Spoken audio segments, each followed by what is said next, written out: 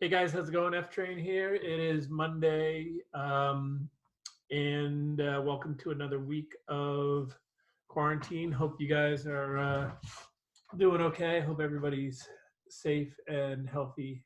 And and thank you for those of you who have let me know if you've been having trouble for whatever reason keeping up with the assignments. For most of you, it's been okay. A few people has had some issues, and you let me know, and that's great. There's still a few of you guys who are kind of not really responding too well. So I hope that this week we can get everybody on board. Just letting me know how you're doing. If you're having a hard time keeping up, just let me know so I can either help you or extend your deadlines. I mean, I have no problem doing that. Just need to know what's going on. All right. So today we are going to do what may be kind of like the last lesson in this unit uh, of optics, and then we're going to move on to modern physics. Now, as most of you probably know, this week they're going to announce the new dates for the AP exams. So I know a lot of people have already mentioned, are going to start reviewing, and I do want to start reviewing soon, but also I don't want to spend like the entire next month reviewing for the AP exam. I think that would not be the most interesting thing for you guys or for me. So um, I want to finish up modern physics, which is probably the most interesting part of physics. And I plan to do it in a slightly different way. There's a series of videos from TEDx, which cover a lot of the really cool parts of modern physics, and they're like animated, cartoon, and all that. So they'll be fun to watch. So what I'm going to do is put together videos for you to watch, and then I'll um, put together questions for you to answer on those. That should take maybe the rest of this week, and then spring break, and then after, or actually next week, I guess we still have a few days. We'll start maybe doing some reviewing for AP. Now I know not all of you guys are taking the AP exam, so what I might do, I have to think about what I'm going to do. Maybe I'll just let you guys review as well, pretend you're taking the exam. Okay. So anyway, we're going to talk today about how scientists first proved that light is a wave. We mentioned, we know light is electromagnetic waves, and it's oscillating electric and magnetic fields. But what we're going to do today is find out how it was first proven without a doubt. Okay, so we're going to talk about something called Young's double slit experiment. Now, just a little background before that. Isaac Newton, back in like the 1600s, kind of was the king of physics in all pretty much ways. And so he, we all know about his work with gravity and calculus and things like that. But he was also, an expert on optics. And he's one who invented the reflector telescope, which is, still used in a lot of astronomy. Um, Newton believed, however, that light is small little particles, consists of little small particles. All right. Now, others said that light consists of waves. A famous example was a guy named Huygens. He was sort of Newton's rival, and he more or less argued that light is a wave. And so there was kind of this battle, if you will, going on. Along comes this guy, Thomas Young, of the famous Young's double slit experiment. And Young is the one who pretty much conclusively proved that light is a wave. And it's the result of, I'm sorry, and this double slit experiment that he was able to use is the result of diffraction and interference. So what I like to do is just kind of go back and review the concepts of diffraction and interference. So first of all, diffraction. Now, I remember I had an old Italian teacher who used to say that diffraction was the numerator divided by the denominator, my Italian math teacher. But in physics, it's different, okay? Diffraction is the bending of a wave around an obstacle or the edges of a hole. Okay, so you can see here, you got this wave coming through, and you can see it can kind of go around this edge here. It can go around the edges of this hole here, okay? And diffraction increases as the ratio of the wavelength to the slit size increases. So notice here you have a small wavelength compared to the slit size, and therefore the wave pretty much goes straight through. It curves a little bit on the edges. Now, when the slit size is small compared to the wavelength, in other words, the wavelength is large compared to the slit size, you get much more of this diffraction, okay? So small gap means more diffraction. So what I'm going to do is I'm going to show you an example from FET here. And I'll definitely link this, this FET simulation for you. Okay, so this is actually a sound wave here.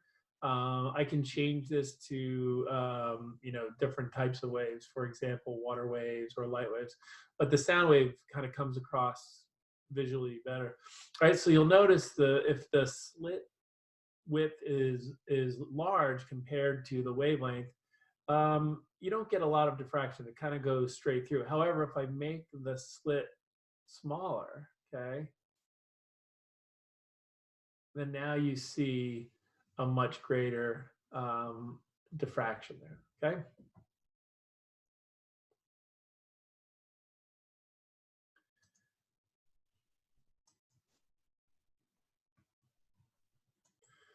Okay, so I mentioned that the double slit experiment was a result of diffraction and interference. So let's talk about interference. When two waves pass through the same medium, they interfere with each other. Excuse me. Now, if the waves are in phase, in other words, crests line up with crests, like in this example A here, okay, then what happens is they interfere constructively. So let's say each of these had an amplitude of 1 unit, that when they combine, they would have an amplitude of 2 units, okay? So their you know, amplitudes sort of add to each other.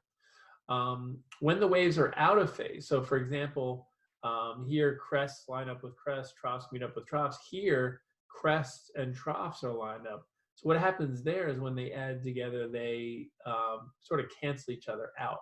Sort of like the algebraic sum of the displacement at any given time or position.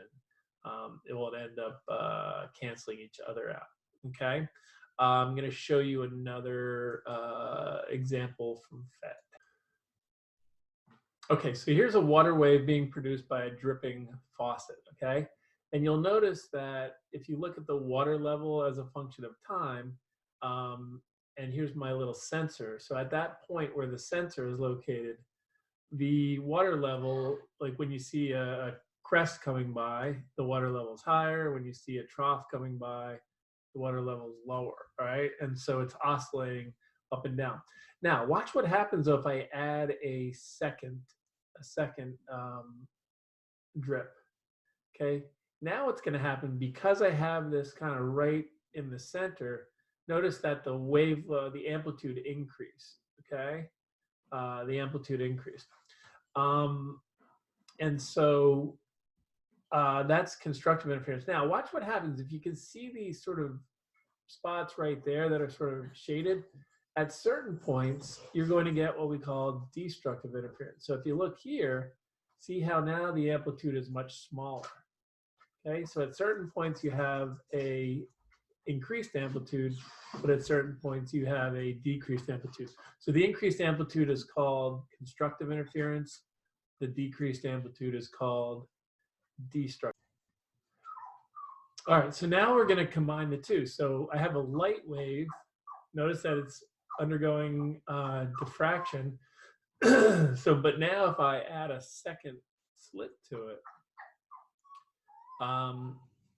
both slits are undergoing diffraction.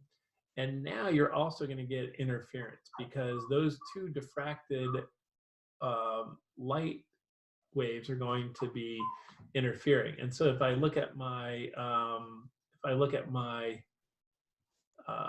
meter here, in the center, I get large amplitude, and here, small amplitude. So constructive and destructive interference.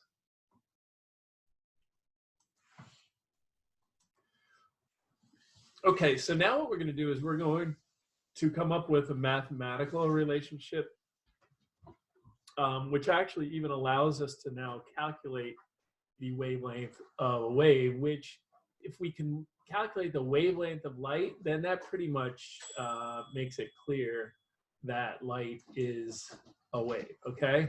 So let's see if we can do that. Now, first of all, if we have these two slits, okay, that means that if a light wave is coming through that slit, now, first of all, they're going to be going in all different directions, but let's just take this wave and this wave. These two waves are going to meet in the center here. Now, if the path length of this wave and this wave is the same, then we should get, if there was a crest from this wave, then there should be a crest from this wave, okay? So the path lengths will be different, however, unless they meet in the middle, all right? So right here, you have no path length difference. So, but if you wanted to look at a point up here, then this wave has to travel a little bit further than this wave. And so that extra distance, we call that the path difference, okay? Now, because of the path differences, the waves will interfere. Now, they can either interfere constructively, like they do in this situation here, or they can interfere destructively. Now, what determines whether they will interfere constructively or destructively is how great is that path difference. Now, if that path difference is a multiple of the wavelength, then basically what you're doing is you're just shifting one wave over a wavelength. And so if you had a crest here and a crest here, like you do in this case, if you shift it over one wavelength, you'll still have a crest and a crest. So you'll have constructive interference. Now, if that extra distance, that path difference is a half a wavelength, okay, then you're shifting this over a half. So now a crest and a trough are going to meet up, okay? And so then you're going to get destructive interference.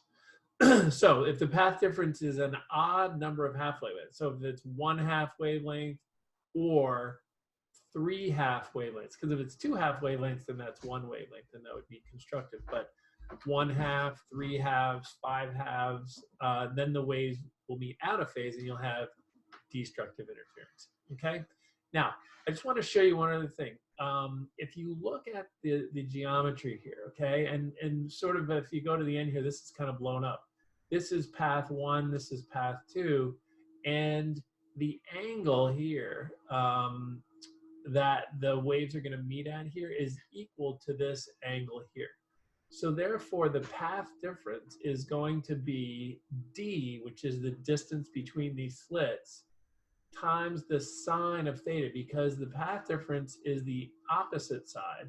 So the sine is opposite over hypotenuse. So the sine of theta would be the opposite, which is path difference divided by the hypotenuse, which is d. So therefore, the path difference would be d sine theta, okay? So, so the path difference is going to be d times the sine of theta. Now, if the path difference is, all right, so therefore, d sine theta, if d sine theta is equal to m times lambda, where m is 1, 2, 3, etc. So what that means is that if the path difference is an integer number of half wavelengths, in other words, one wavelength, I'm sorry, an integer number of wavelengths, so 1 wavelength, 2 wavelengths, etc., then you're going to get constructive interference, and you're going to get a bright spot on the screen that you're, you know, shining the light on, okay? If, on the other hand, d sine theta is equal to m plus a half wavelengths, where m is, actually this should say 0, 1, 2, 3, 4, 5. Okay, so if it's m is 0, because if you have m as 0, you can still have 1/2 wavelength. If m is 1, it would be 1.5, which is 3/2, etc. Okay, so those are odd numbers of half length. If that's the case, then you'll have destructive interference. Okay.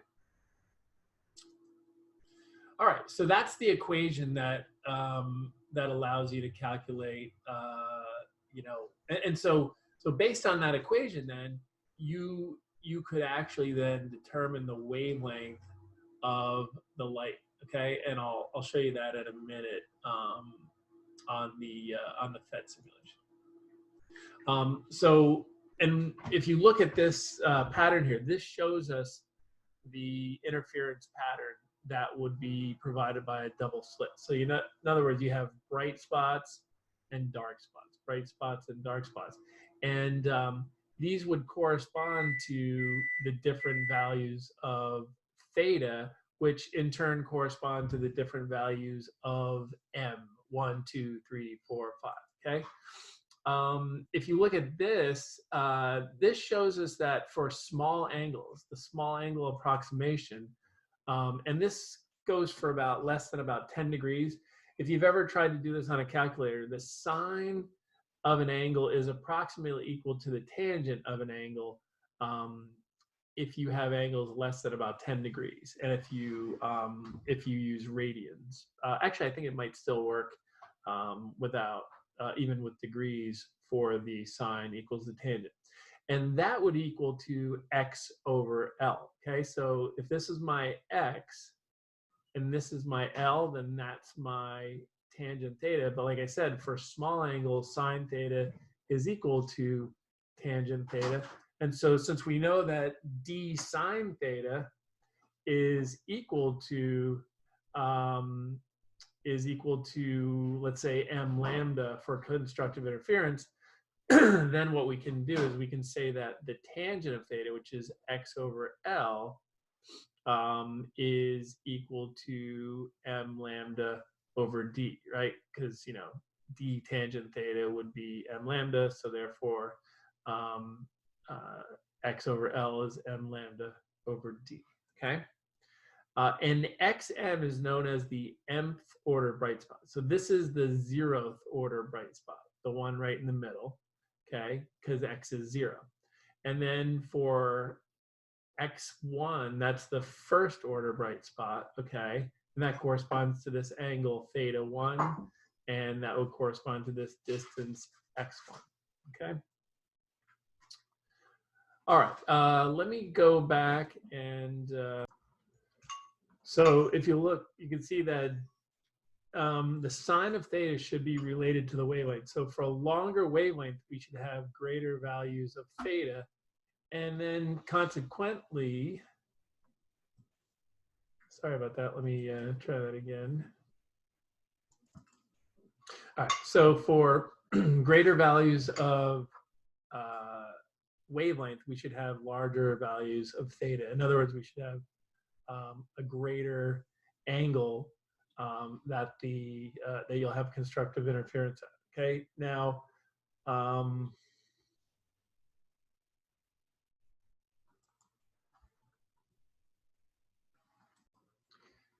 and that also means for greater values of theta, you should have larger values of x. So let's head over to FET and okay, so let's say I have kind of bluish light here. Notice that between the center bright spot, the 0th order, and the 1st order, I have about 812 nanometers, okay? Now watch what happens when I move it to a longer wavelength. Let's say, right, we would expect as the wavelength increased, the distance should increase as well. And sure enough, in order to get to the center of that, I have to go all the way up to about 1100, okay? So it's definitely increasing.